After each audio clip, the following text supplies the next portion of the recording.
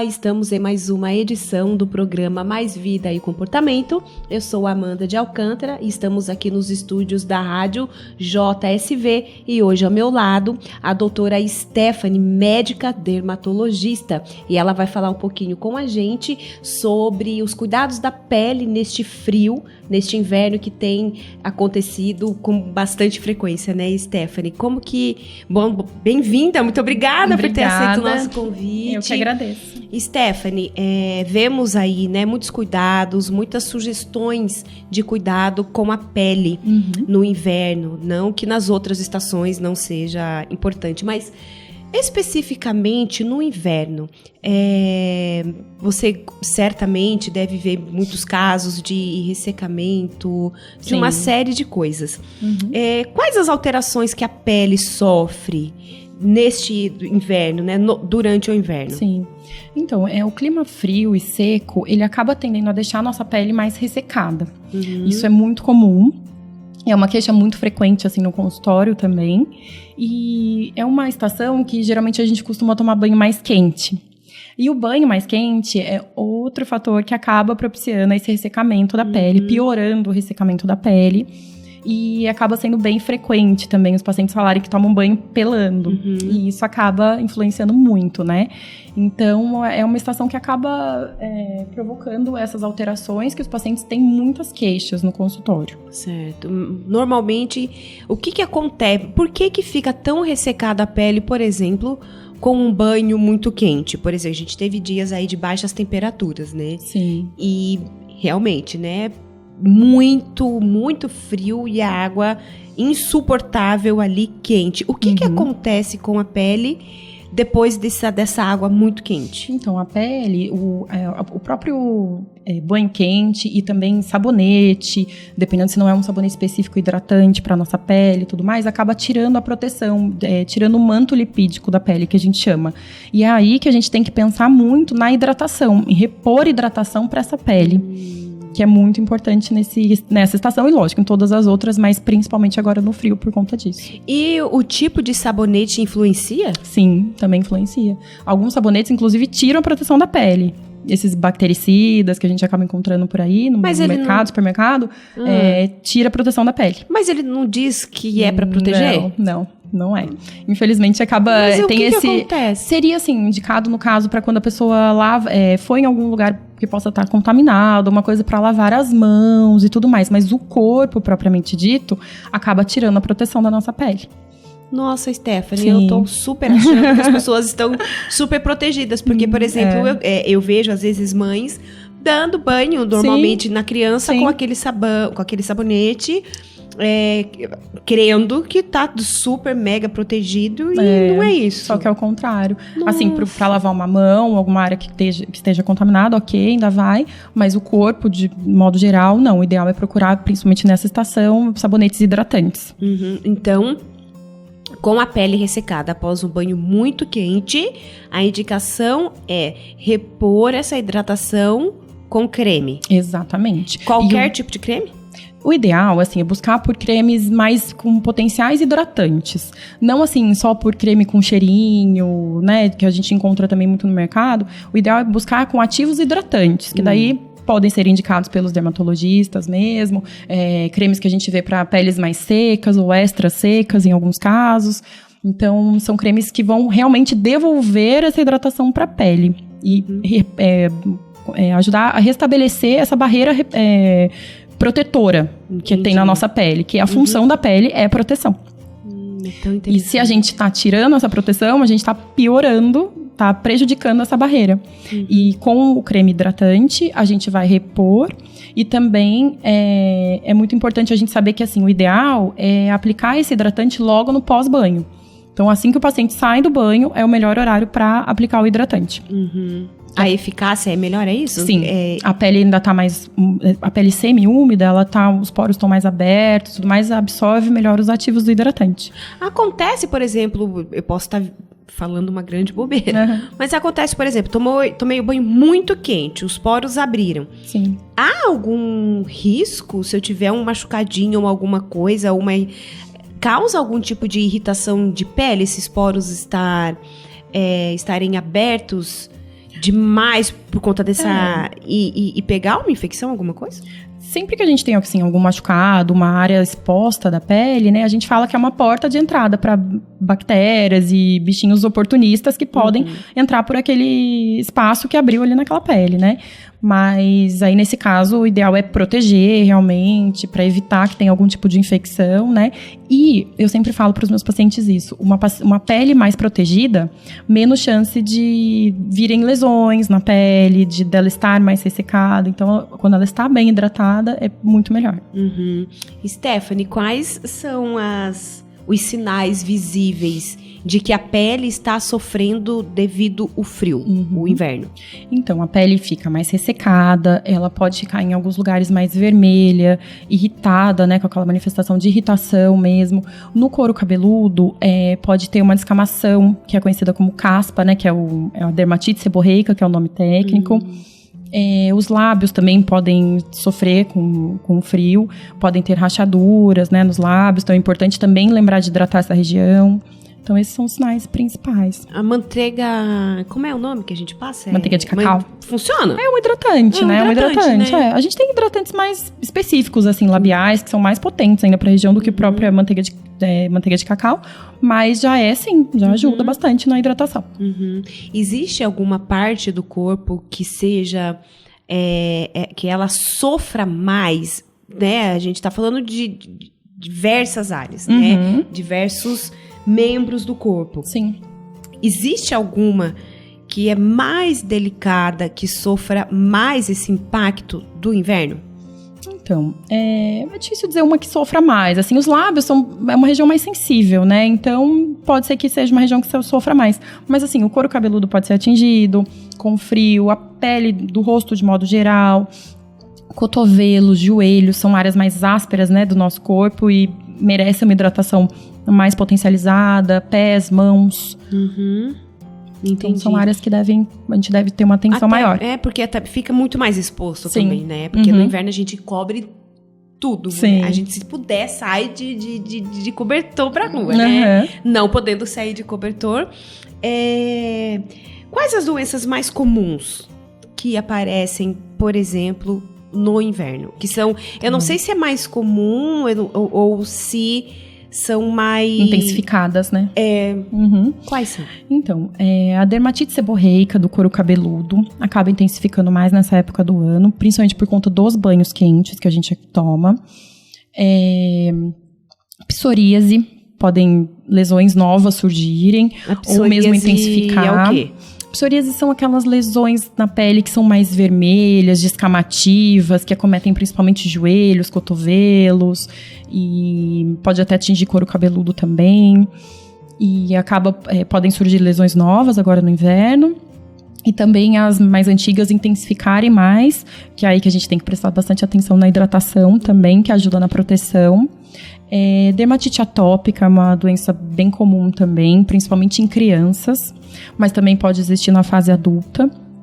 E essa dermatite atópica são lesões que acometem mais a região flexora de antebraços, de pernas, e também podem intensificar por conta da pele que vai ficando mais ressecada. Também tendo que prestar muita atenção na hidratação. Rosácea, uma lesão que pode piorar um pouquinho no inverno também, que é uma vermelhidãozinha que dá na bochecha, assim, no rosto. Como que é o nome? Rosácea. Que a pessoa fica mais com a bochechinha vermelhinha.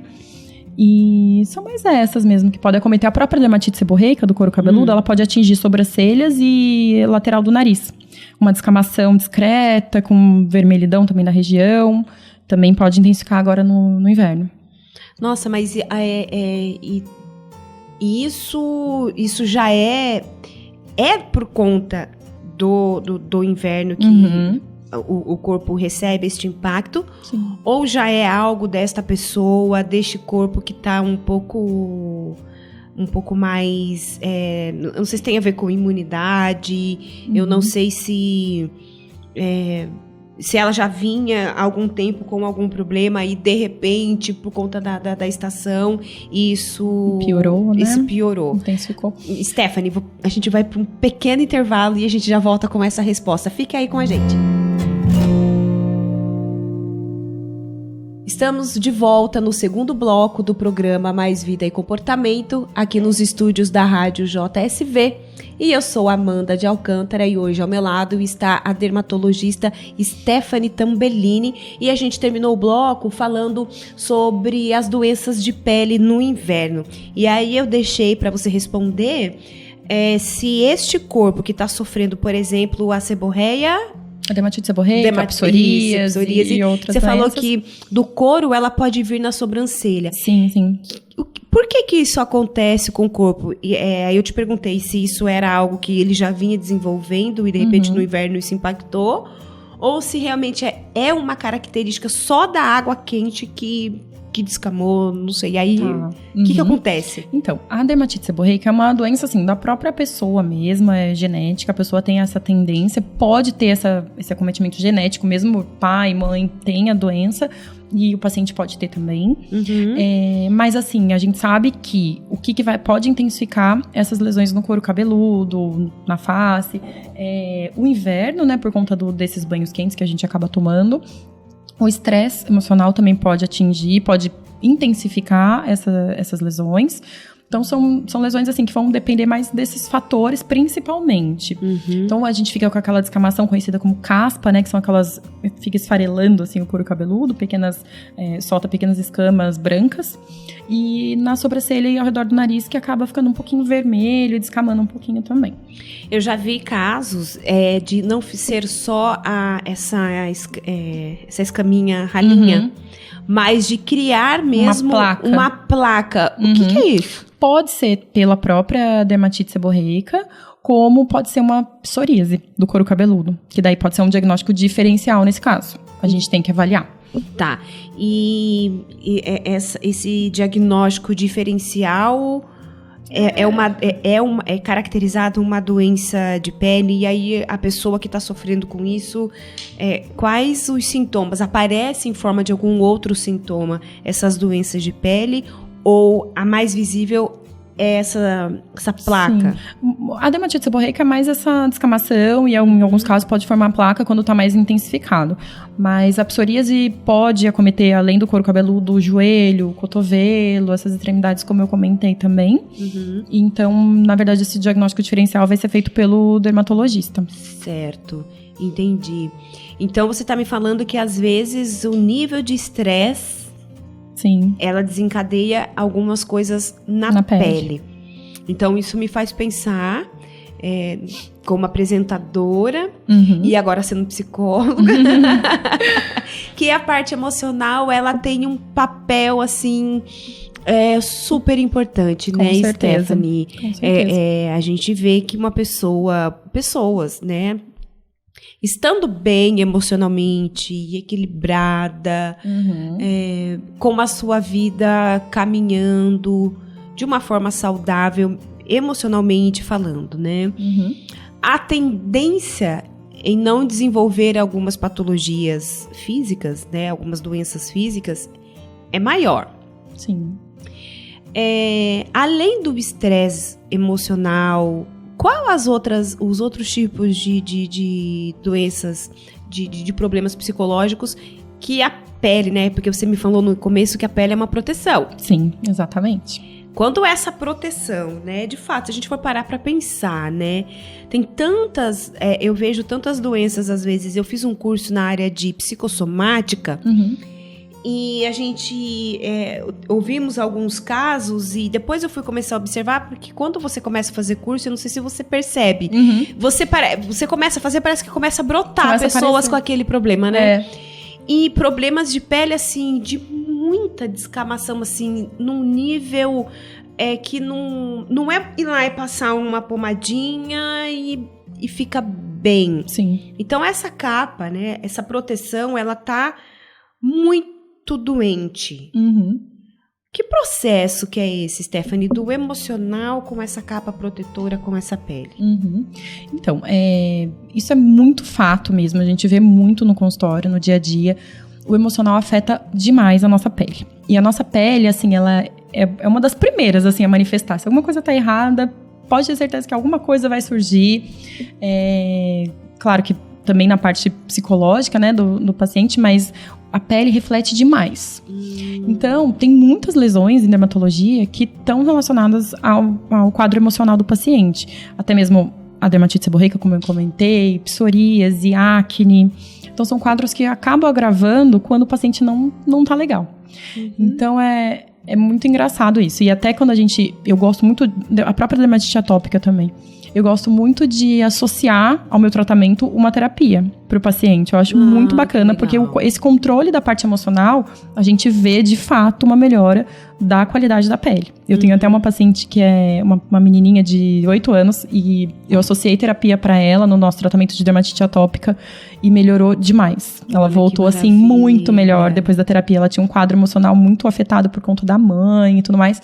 E associar a terapia para ela fez total diferença. Nossa, que bacana. Além da hidratação e de tudo mais que eu passei em consultório pra ela, mas eu percebi que essa área da psicologia fez muito bem pra ela.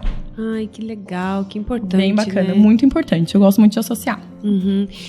Tem uma diferença, Stephanie, por que a pele do adolescente, ela é mais propensa a ter acne do que um adulto, por exemplo? Porque a gente fala que, assim, as glândulas sebáceas estão mais ativas, né? A oleosidade da pele, por uma questão hormonal também. Então, tá tudo muito mais em atividade, assim. Então, essa oleosidade aumentada da pele tende a propiciar uma acne mais intensa nos adolescentes do que num paciente em idade adulta, que também pode ter, mas aí a gente chama de acne da mulher adulta, ou mesmo do homem. Mas na adolescência, principalmente por conta desse fator hormonal, de oleosidade e tudo mais. Nossa, é muito interessante. Eu tive um paciente em clínica que ele chegou, ele tinha sinais de ter tido acne, etc e tal. Do terceiro mês em diante do processo dele de tratamento em clínica, mas ficou uma coisa assim, foi também por conta do nível de estresse e a desintoxicação e de uso de droga. Sim. Ficou assim uma coisa, uma situação assim que você olhava e você falava, nossa, é necessário um tratamento super intensivo, que você olha e você fala, nossa, não tem condições, mas isso agravou demais. O uso de drogas, o que você pode me dizer disso, desse impacto de uso na pele? Não sei se você recebe muitos casos assim, mas uso de drogas ilícitas ou lícitas, no sentido geral, influencia na saúde da pele? Com certeza, porque assim, as drogas, elas são tóxicas, né, para o nosso organismo de modo geral. E a nossa pele, como eu falei, ela reflete muito o que o paciente está passando, né? Então, tanto as drogas alteram essa parte emocional também no paciente, né, que é inevitável, mas também a pele, por conta dessa toxicidade, ela pode manifestar algumas lesões. E outra coisa que acontece também, muitas vezes esses pacientes acabam tomando alguns medicamentos controlados, né, que também podem causar algumas manifestações cutâneas. Então, eu já recebi, inclusive, paciente assim no consultório, e é bem comum também. Eu vejo muito, Stephanie, eu não sei como que é o nome, mas, por exemplo, pacientes homens desintoxicando do álcool, alcoolistas, que parece que eles criam uma segunda pele. Sim. Ou caem os cabelos. É uma deficiência de algumas vitaminas que podem causar uma lesão chamada pelagra na pele. E é bem comum também em paciente etilista. Uau, e qual a forma de tratamento? Porque fica muito... Fica descamativo, né? Nossa, parece que cria parece assim, pele de dinossauro. Não conheço pele de dinossauro. Sim, mas fica mais grossa, filmes, né? Fica uma coisa assim, grossa. Parece que dói. Sim. Né? É uma coisa assim... Piora principalmente quando se expõe ao sol. Entendi. Acontece muito. É reposição de vitaminas, né, que a gente tem que fazer, e exames, né, de controle também do paciente, mas é fácil de controlar, assim, através da reposição. E é um quadro reversível? É reversível. É reversível? Sim. Entendi. Nossa, gente. Quando eu trabalhei no pronto-socorro municipal aqui em Taubaté, eu atendia muitos pacientes, assim, moradores de rua, que eram etilistas, tudo, e que tinham essas lesões de pele. E melhora rapidinho. Quando a gente trata tudo certinho, melhora bem rápido. Uhum. E há risco disso ser permanente? Não. Quando tratado, né, corretamente, não. É bem tranquilo de resolver. Entendi. Stephanie, a gente vai para um pequeno intervalo e logo a gente retoma aqui com a Stephanie. Até já. Olá, estamos no terceiro bloco do programa Mais Vida e Comportamento, aqui nos estúdios da Rádio JSV, e hoje ao meu lado a dermatologista Stephanie. E ela tá falando pra gente dos cuidados da pele no inverno, do impacto que o inverno, que essa estação tem sobre o nosso corpo, a nossa pele. Stephanie, a gente estava aqui conversando um pouquinho nos bastidores e levantamos algumas questões. A alimentação, gata. Como é o impacto da alimentação no inverno? Difícil. Então, complicado. É que assim, de modo geral, a alimentação acaba influenciando na nossa pele, com certeza. Porque, assim, alimentos antioxidantes vão ajudar para nossa pele, frutas, né, vermelhas e tudo mais, pode ajudar na nossa pele, desacelerando o envelhecimento. Açúcares, carboidratos de alto índice glicêmico podem propiciar uma acne, por exemplo, na pele. É bem comum também, que eu gosto muito de associar até o tratamento com o nutricionista para controlar isso, né? Porque não que é para cortar carboidrato de vez, mas assim, um carboidrato de baixo índice glicêmico pode ser benéfico para a pele. Quais carboidratos são esses, por exemplo? Uma batata doce, uma mandioquinha, são esses de baixo índice glicêmico. Agora, uma batata inglesa, um pão, um doce, né? Aquelas coisas gostosas. Amada, que existem. Você já me desanimou aqui, já tô pensando, deixa a pele. Você tem a pele ótima. Obrigada. Mas esses são os que são um pouquinho mais prejudiciais. O açúcar, de modo geral, acaba também acelerando o envelhecimento da pele, então, porque ele tem ação de glicação nas nossas células. A glicose que tem no açúcar, que acaba elevando a nossa glicose. Esse açúcar ruim. Esse açúcar branco, refinado. Exato, o açúcar refinado. O açúcar branco, o açúcar, farinhas, né, de modo geral, eles vão... carboidratos, de modo geral, que podem entrar no nosso organismo e virar açúcar, né? Tá. Já tô entrando na parte do nutricionista já. Mas que podem virar açúcar no nosso sangue, que elevando o nosso índice glicêmico, essa glicose que tá circulando no nosso organismo, pode glicar, que é grudar, assim, nas nossas células, de modo geral, e propiciar com isso o envelhecimento da nossa pele. Meu Deus! Infelizmente. Então, quanto menos açúcar a gente consumir, melhor. E acaba também prejudicando o nosso colágeno da pele. E também, com isso, acelerando o envelhecimento. Você atua você tá na área de estética, mas você também tem feito alguns procedimentos em pacientes com colágeno, é isso que eu tava te acompanhando? Faço também. Como que é exatamente. Esse procedimento? O que é esse? A gente faz aplicação de bioestimulador de colágeno. São substâncias que a gente injeta na pele do paciente, que vão ajudar o nosso próprio organismo a produzir colágeno, que é uma coisa que a gente perde ao longo dos anos, principalmente depois dos 30 anos. A gente vai perdendo 1% de colágeno ao ano, e isso vai propiciando o envelhecimento, a flacidez da pele. E quando a gente repõe através desse bioestimulador de colágeno, a gente consegue uma melhora da qualidade da pele e desacelerar também esse envelhecimento. Ainda bem que eu tô na casa dos 20. Que bom. Só que não, passei um pouquinho já. Oi, Stephanie, então vamos lá. Então, a alimentação, de uma forma geral, ela tem um impacto tanto positivo quanto negativo na saúde da pele. Então, exatamente. O que é negativo, por exemplo, nesse exemplo que você estava dando, a questão do açúcar. Então, o açúcar refinado ou algum alimento que vai virar açúcar no organismo, esse é prejudicial. Isso. Certo? E alimentos antioxidantes, frutas vermelhas. Frutas vermelhas, por exemplo. E os vegetais também. Isso, também. Então, esses ajudam na produção de colágeno e antirradicais livres, né, que vão também ajudar no envelhecimento da pele. Então, quando a gente ingere esse tipo de alimento que vai trabalhar contra os radicais livres, a gente está melhorando a qualidade da pele. Tá.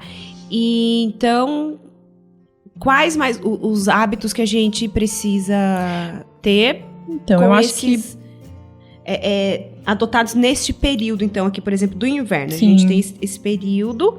Quais as melhores formas a serem adotadas e hábitos para a saúde da pele. Sim. Eu acho que assim, a principal atitude que a gente tem que ter no inverno, que a gente acaba deixando de lado e acaba sendo esquecido, é a ingesta hídrica. Porque a gente acaba diminuindo mesmo, inevitavelmente. Porque a gente não tem tanta sede, assim, no inverno quanto a gente tem no verão. Uhum.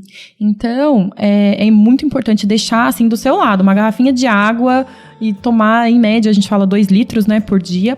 Porque a pele, estando bem hidratada, foi aquilo que eu falei, menos risco de lesões também na pele. Aumentar a quantidade de antioxidante que a gente pode ingerir também, através de frutas vermelhas, por exemplo, né?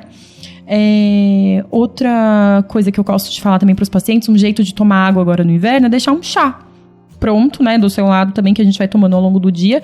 Não é uma água que fica meio sem graça da gente tomar, né? Deixa um chazinho ali do lado e vai tomando. Então é e válido ajuda o bastante. chá. Sim. O chá é válido.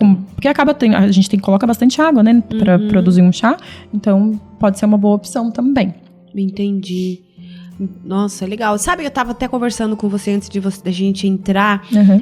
Alguns truquezinhos de anti-ressecamento no corpo também com óleos, né? Sim. Dá uma dica pra gente. São bem legais. Eu falo assim, óleos, eles vão melhorar a barreira da nossa pele. Então, vai evitar que essa pele perca água pro meio ambiente. Então, assim, uma coisa bacana de se fazer, por exemplo, é óleo de amêndoas, óleo de semente de uva. A gente deixar no banho, aplicar no banho antes do último enxágue, que é bem interessante. E aí faz o enxágue normal do corpo, se seca sem se esfregar muito, né? Sem tirar essa proteção. Um carinho. Um carinho pela pele. E vai secando com calma. E aí a gente consegue manter, né, essa barreira da pele. E saiu do banho, já aplica o hidratante. Entendi. Tá? Ainda com aquelas gotículas, aquelas Sim, gotinhas. com a pele semi-úmida. Ah, tá. Né? Com a pele semi-úmida, que ainda tá com um pouquinho daquele óleo, e aí a gente passa o hidratante e aí a gente fortalece essa barreira cutânea. É válido, por exemplo, aquele olhinho que eu mencionei pra você passar no rosto? Ou não? Pra ou no quem rosto tem a pele tem que seca, ser né? específico. Por exemplo, o olhinho que eu passo no cotovelo e nos pés, Uhum. que esqueci o nome dele. Esqueci. O óleo de coco. O óleo de coco. Óleo de coco, aham. Ele pode ser passado no rosto? Ele pode ser Stephanie? passado no rosto, desde que a paciente tenha a pele com uma tendência a ser mais seca. Certo. Pele com tendência oleosa, embora as pacientes também achem que não precise, né, ser hidratada, mas precisa. Porque ela tem óleo, ela não tá com água. Então a gente precisa repor água. Entendi. Então essa hidratação na pele oleosa também é muito importante. Só que aí tem que ser feita com ativos específicos que não vão causar acne, por exemplo, numa pele oleosa, ou piorar essa oleosidade da pele. Frituras. Lembrei disso agora. Uhum. Frituras desencadeiam acne? Acaba piorando a oleosidade, né, de modo geral no nosso organismo. Entendi. Então pode piorar um pouquinho a acne também. E geralmente essas frituras são carboidratos. Então acabam piorando também por conta disso. Entendi. Além do óleo, tem o carboidrato. Entendi, tô entendendo. Stephanie, por exemplo, acordamos de manhã. Qual o primeiro cuidado com o nosso rosto? Eu gosto muito de indicar para o paciente lavar o rosto, de preferência, o ideal, com água morna para gelada, nunca com água quente, principalmente no rosto, nunca água quente. Lavar o rosto com um sabonete específico para o seu tipo de pele também, né? Pode ser tanto em barra quanto líquido? Pode, mas o ideal é que tenha os ativos específicos. Por exemplo, uma pele sensível, ativos específicos para pele sensível. Certo. Uma pele oleosa, ativos específicos para pele oleosa, para tirar um pouquinho essa oleosidade. Entendi. Em seguida, passar um hidratante, como eu comentei, que seja um hidratante mais em creme para uma pele mais seca, ou um hidratante mais em sérum para uma pele mais oleosa. Então, hidratar. Eu gosto muito de indicar vitamina C pela manhã, porque ela, além de ser um antioxidante para a pele, ela potencializa o efeito do filtro solar, então eu gosto muito, e estimula colágeno também na nossa pele. Melhora manchinhas já existentes. A vitamina C, você fala em suco? Tomar Não, suco, vitamina C tópica. Não, vitamina C tópica, de aplicar. Ah, tá. De aplicar. No rosto. Isso, Tá. isso. De aplicar no rosto. E em seguida um protetor solar. Então, isso que eu ia te perguntar agora, gata. O protetor solar no inverno. E aí, precisa, não precisa? O sol é quente, o UV machuca não, olha, é ruim ou não? Como fica o uso do filtro solar no inverno? No inverno. É muito importante, mesmo no inverno, mesmo em dias nublados, porque às vezes os pacientes olham e falam, hoje tá nubladinho, não tem sol, não tô vendo sol, não vou aplicar. Mas o índice UV é alto, então tem que aplicar todos os dias, independente se vai se expor ao sol ou não, pois essas luzes visíveis já queimam, já mancham a nossa pele, celular, computador e tudo mais. Então a gente tem que aplicar todos os dias, independente do sol estar ali ou não. Entendi. E reaplicar. E reaplicar. Então o ideal é aplicar pela manhã, na hora do almoço e no meio da tarde. É o ideal. Entendi. Vamos pensar. A gente vai para um rápido intervalo e logo a gente volta com a Stephanie, dermatologista, no programa Mais Vida e Comportamento. Olá, estamos de volta com o programa Mais Vida e Comportamento e hoje eu recebo aqui nos estúdios da Rádio JSV a doutora Stephanie, dermatologista, Stephanie Tambellini. É um nome muito chique, gente, eu quase não consigo falar o nome dela. Stephanie, estávamos falando da aplicação do filtro solar. Isso. Aí a gente vai agora caminhando para o último bloco, mas há uma dúvida grande. Cremes antissinais ou cremes que a gente passa no dia a dia. Fui lá, fiz o que você falou. Lavei com água morna para fria, passei os creminhos, etc e tal. Eu passo o protetor antes de eu passar o creminho para anti-ressecamento, depois, porque tem creme que vem escrito. Sim. Com filtro solar. Ele vale, o filtro não vale? Como é que fica isso? Então, eu gosto de indicar que o paciente aplique primeiro esse creme antissinais, que seja alguma coisa assim. Geralmente neles vem escrito, né? Fator FPS, né? Que é o fator de proteção solar. 20, 30 ainda quando a gente dá sorte, porque geralmente é 20, 15, são fatores muito baixos. Não dá pra gente considerar como uma proteção efetiva da nossa pele. Hoje em dia, a gente considera como uma proteção efetiva acima de 50. Esse FPS é acima de 50. Então, pode passar o creme, que tá acostumada, mas por cima passa o protetor solar. Logo em seguida, passei e ainda tá úmido, vou e passo ou eu espero? É ideal esperar uns minutinhos, espera ele secar e aí você aplica o protetor solar. E faz efeito? Tanto um quanto o outro. Sim. Um não anula o efeito do outro. Não anula. É bem importante esse passo de passar o protetor solar por cima. E aí, por último, se você for passar, se o protetor já não tiver base, você pode passar uma base por cima do protetor solar. A maquiagem vem por último. Mas o protetor solar tem que estar ali. Então, é isso que eu ia te perguntar, amada. Com tanta coisa que se passa nesta pele, aonde que passa make? Pode passar por cima do protetor, não tem problema nenhum. Existem algumas tecnologias hoje em dia que são mais práticas, né? Que já é o protetor com filtros, com maquiagem, né? Com base. Funciona, com certeza. Inclusive, a maquiagem, né? Essa base no protetor solar, ela protege mais a pele. Principalmente porque ela faz uma proteção física. Então, ela protege contra as luzes visíveis, contra celular, computadores, etc. Então, eu usar uma maquiagem como dessas que estão nas linhas agora, né? De farmácia, supermercado, etc e tal. Que já é uma base com filtro solar. Ou melhor, o filtro solar em forma de base. Isso, o filtro solar com base, sim. Esse a gente pode garantir que tá com a proteção efetiva. Agora, as bases que vêm com filtro solar, que a gente não pode saber exatamente quanto de filtro solar que tem ali naquela base. Então, e geralmente são baixos, como eu comentei. Então, não vale a gente contar com isso. A gente precisa de um fator de proteção maior. Tá, então eu posso usar o creme anti-ressecamento junto com o protetor solar. Pode. Stephanie, e as compras de produto em comércios de beleza ou de saúde? É confiável? Então, eu acho que as pessoas têm que tomar um certo cuidado, assim, com isso, né? Porque a gente só sabe se a gente tem alergia ou alguma irritação na pele de acordo com o uso do produto. Mas, assim, o ideal é a gente consultar o dermatologista primeiro para saber o produto ideal para cada tipo de pele.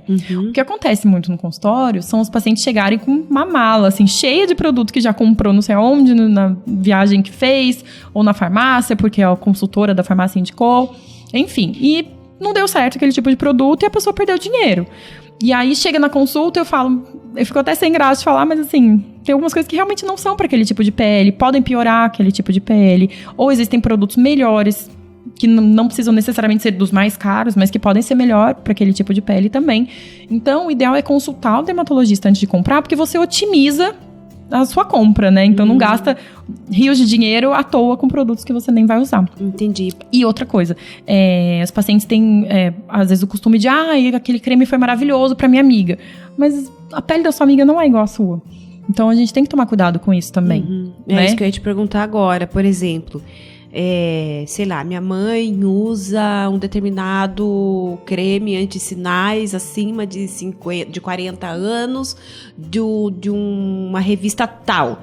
Aí eu vou em casa, até brinco muito com ela. Aí eu chego lá na casa da minha mãe e ela, olha, comprei isso daqui pra mim, está servindo, é maravilhoso, você tem que passar. Usa também, né? Porque você tá com mancha, você tá com isso. Mãe, você tá usando negócio pra cima de 50 anos, ainda faltam alguns anos pra eu chegar. Não, mas vai ser bom porque você já antecipa.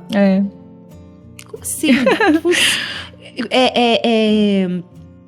A quantidade de ácido nesses produtos de revista é bom ou ruim? Você indica, não indica? O que acontece é que muitos não colocam nem a composição completa do produto, né? Então, às vezes, a gente nem sabe exatamente o que tem naquela composição, porcentagem específica e tudo mais.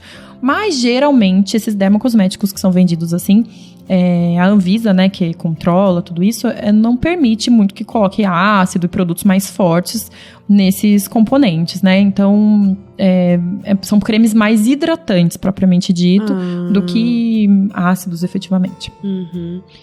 Eu tava aqui pensando, né? Quando eu brinco muito, as pessoas às vezes brincam muito comigo. Ai, Amanda, você é o creme tal, o X tal, você passa isso? Não. Ai, você passa aquilo? Não. Mas você passa aquilo outro? Não. E a sua alimentação? Péssima. Era péssima, está melhorando. Mas eu sempre penso, em uma reportagem que eu vi uma vez, dessa questão do estado de espírito. É aquilo que a gente falou, acho que a questão emocional, ela conta muito para uma pele mais viçosa. Isso é uma forma de se achar ou isso é fato, Stephanie? Não, é fato. Acaba interagindo mesmo, né? O emocional com a pele estão sempre conectados e faz muito sentido mesmo. Pessoas mais felizes têm a pele mais bonita. Então, Brasil, tá aqui, ó. Pronto. Brincadeiras à parte, definido. Né? Já está definido, pessoas felizes, Brasil. É assim, a pele é cutis. Tipos de pele, por exemplo, pele morena, pele um pouco mais branca, a pele mais escura. É fato, é mito, é verdade que peles mais escuras demoram mais para envelhecer e a pele mais clara ela sofre um pouco mais danos com o tempo? É verdade. Os fototipos, que a gente chama mais baixos, que são esses tipos de pele mais claros, eles acabam sofrendo mais com dano do sol, né? Os fototipos mais altos, pessoas mais morenas, tem mais melanina na pele, tem mais proteção e tudo mais, então acabam envelhecendo mais lentamente, né? Envelhecer todos usamos, mas as pessoas com a pele mais morena tendem a envelhecer menos do que a pele mais clarinha. E a pele mais clarinha também, né? Quando exposta ao sol, vai perdendo mais colágeno, a gente vai ficando com aquele aspecto mais envelhecido também na pele, né? Pode ocorrer isso mesmo, mas o ideal, né, que eu sempre indico também, é que as pessoas com fototipo mais alto, mais morenas, também usem protetor solar, porque acontece que as pessoas negras, principalmente, acham que não precisam. Minha pele não queima, só que queima sim, e podem ter câncer de pele também. Então, é muito importante que também use protetor solar. Tudo bem. Vamos para as melaninas. Então, a gente falou um pouco do couro cabeludo. Você acha que...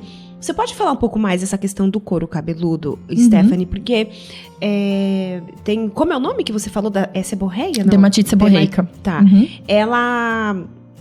Independente do verão ou não, ele é um problema de pele em que nível, assim, é muito grave? É sempre primeiro pelo emocional, a questão do couro cabeludo? O estresse é um dos fatores, né, que pode piorar, mas o ideal, assim, nesse caso, a gente acaba usando, assim, produtos, shampoos antifúngicos que também ajudam, porque tem um componente fúngico na patologia, na fisiopatologia dessa doença.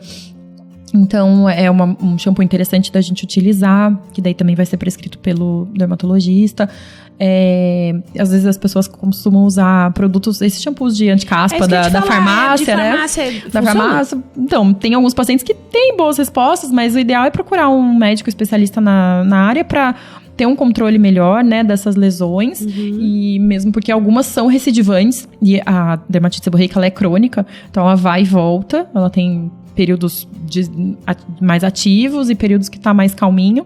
Então, a gente tem que saber como controlar. Ela não tem cura, mas ela tem controle. Através do uso desse shampoo, em algum caso, quando tiver muito intenso, um corticoide. Então, é aí que o médico vai atuar mesmo. Né? Incomoda, até porque né? mexe com a questão da autoestima. Sim, também, porque fica aquela descamação, né, na blusa que as pessoas veem, ou até no cabelo mesmo a gente já consegue enxergar algumas descamaçõezinhas branquinhas, então acaba afetando também o emocional. E acaba incomodando também, né? Sim. Stephanie, ai, amada, tá acabando o nosso programa. São muitas tantas dúvidas. Perguntas, tantas dúvidas, mas acho que a gente respondeu, acho que a gente ajudou bastante o telespectador, a galera aí na internet. Stephanie, deixa um recadinho para as pessoas, se você quiser deixar o seu contato, fique à vontade, tá bom? Eu estou à disposição, né, para outras dúvidas que vocês tiverem sobre esse assunto e outros também. Meu Instagram, eu acho que eu vou pedir para eles deixarem por escrito, mas é @Dr. Stephanie Dermato, DRA Stephanie Dermato. E é isso, estou às ordens para o que precisarem. Foi um prazer. Eu que agradeço, obrigada, Stephanie. Venha sempre que você quiser. Pode deixar. Esse foi o programa Mais Vida e Comportamento. E espero você no próximo programa. Um beijão, até já.